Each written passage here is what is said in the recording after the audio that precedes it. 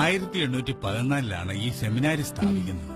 സഭയ്ക്ക് പൊതുവായി ഒരു സെമിനാരി വിഭാവനം ചെയ്തതും പിന്നെ ഇതിന്റെ നിർമ്മാണത്തിന് നേതൃത്വം കൊടുത്തതുമെല്ലാം കുന്നംകുളത്തെ പുലിക്കോട്ടിൽ ഇട്ടൂപ്പ് റമ്പാനാണ്. ഇദ്ദേഹമാണ് പിന്നീട് ജോസഫ് മാർ ദിവന്നാസ്യോസ് ഒന്നാമൻ എന്ന പേരിൽ മലങ്കര മെത്രാപ്പോലിത്തയായി വാഴിക്കപ്പെട്ടത്.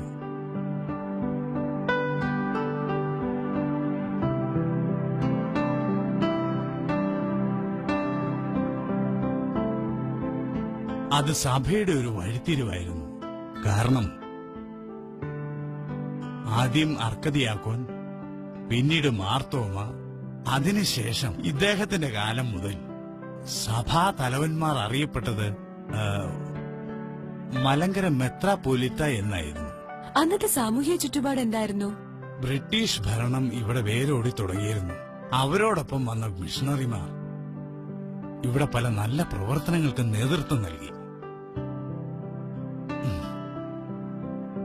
ഈ മുറിയിൽ വെച്ചാണ് കേരളത്തിൽ ആദ്യമായി ഇംഗ്ലീഷ് വിദ്യാഭ്യാസം തുടങ്ങിയത്. പിന്നീട് ബൈബിൾ പരിഭാഷ, പുസ്തകങ്ങളുടെ അച്ചടി, അത്തരത്തിലുള്ള മിക്ക പ്രവർത്തനങ്ങളും ഇവിടം കേന്ദ്രീകരിച്ചാണ് നടന്നിരുന്നത്.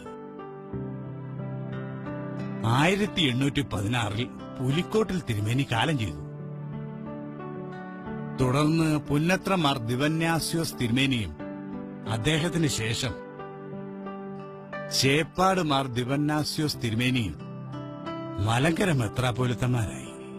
ബ്രിട്ടീഷ് മിഷണറിമാർ സഭാകാര്യങ്ങളിലൊന്നും ഇടപെട്ടില്ലേ? തുടക്കത്തിൽ അവർക്ക് മിഷണറി പ്രവർത്തനങ്ങളായിരുന്നു ശ്രദ്ധ.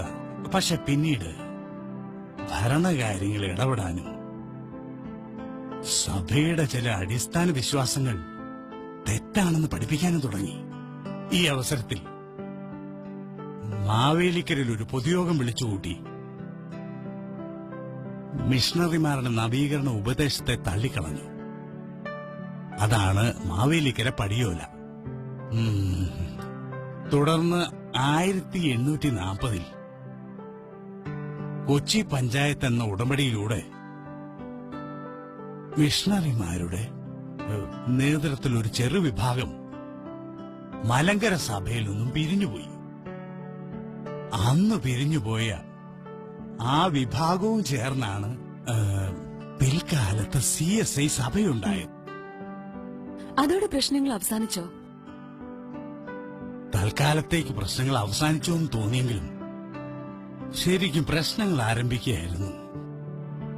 മിഷണറിമാർ സഭ വിട്ടുപോയെങ്കിലും അവർ പഠിപ്പിച്ച നവീകരണ ആശയങ്ങൾ ശരിയല്ലേ എന്നൊരു സംശയം നമ്മുടെ കൂട്ടത്തിലുള്ള ചിലർക്കൊക്കെ തോന്നി.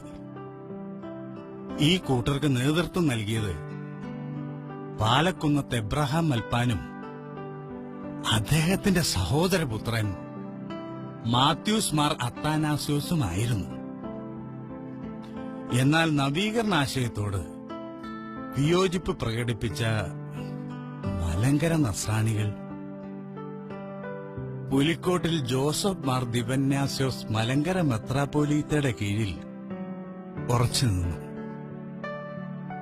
നവീകരണ ആശയത്തെ അനുകൂലിച്ചവർ 1889 റോയൽ കോടതി വിധിയോടുകൂടി മലങ്കര സഭയിൽ നിന്നും വേർപിരിയുകയും പിൽക്കാലത്ത് മാർത്തോമ സഭ എന്ന പേര് സ്വീകരിക്കുകയും ചെയ്തു. നവീകരണ വിഷയം പരിഹരിക്കുന്നതിന് മറ്റാരെങ്കിലും നമ്മെ സഹായിച്ചിരുന്നോ? ഉവ്വ്.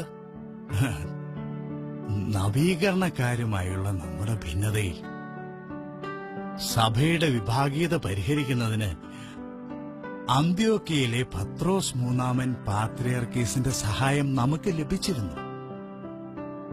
അദ്ദേഹം ഇവിടെ വന്ന് 1876 പുലിക്കോട്ടിൽ തിരുമേനിയുടെ സഹകരണത്തോടെ മലങ്കര അസോസിയേഷൻ വിളിച്ചുകൂട്ടി. അതിൽ വെച്ച് മലങ്കര സഭ 7 ഭദ്രാസനങ്ങളായി വിഭജിച്ചു. 6 മെത്രാപ്പോലിത്തമാരെ വാഴിച്ചു. അതിലൊരാളാണ് പരിശുദ്ധ പരിമല തിരുമേനി. നമ്മുടെ സഭയുടെ പാത്രിയാർക്കീസ് ഇത്ര സ്നേഹം കാണിക്കാൻ എന്താ കാരണം? അതല്ലേ രസം. ഇങ്ങനെയൊക്കെ സഹായിക്കുമ്പോഴും മലങ്കര സഭയെ തന്റെ അധീനതയിലാക്കിയെന്ന ഗൂഢലക്ഷ്യവും പാത്രിയാർക്കീസിനുണ്ടായിരുന്നു. ഇതിനിടയിൽ 1930 നമ്മുടെ മെത്രാപ്പോലീത്ത മാർ ഈവാനിയോസിന്റെ നേതൃത്വത്തിൽ കുറച്ചാളുകൾ സ്വാർത്ഥ താൽപര്യങ്ങൾക്കായി റോമ സഭയിൽ ചേർന്നു. അവരാണ് ഇന്നത്തെ മലങ്കര കത്തോലിക്ക അഥവാ റീത്ത് സഭ.